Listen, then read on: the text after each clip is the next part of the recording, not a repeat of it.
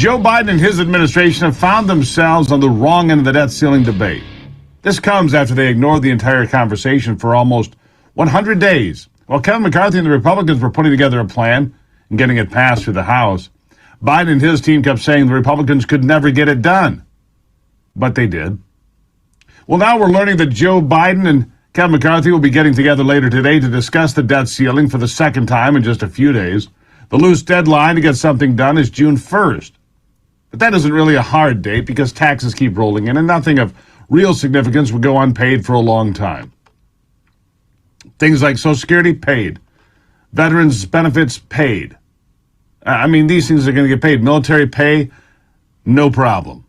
But this is typical Washington, dancing around the imaginary disaster that is always looming right around the corner. Using fear to motivate the masses has always been a great tool of the political class, but it seems to me they're using the fear-monger method a lot more today than they have in the past. When I grew up, Russia was a pretty constant boogeyman. They're always there and always our enemy. It was easy to see who was for America and who hated us. Iran came into full relief along with radical Islam in 1979. And of course, that has remained a go-to doom of the day on occasion. How easy was it to get America to agree to invading Iraq and Afghanistan after years of screaming about radical Islam, followed by the attacks on 9/11? It made the sales pitch pretty short and pretty easy. We must do this.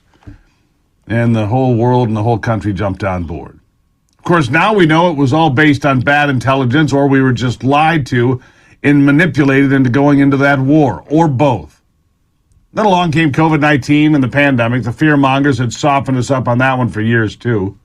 So when they came rolling out with seeds of death and destruction in places like Italy, we gobbled it all up, most of us, and didn't fight back hard enough or early enough when they put a match to our civil liberties. And now we find out every single day something new about how we were lied to and manipulated.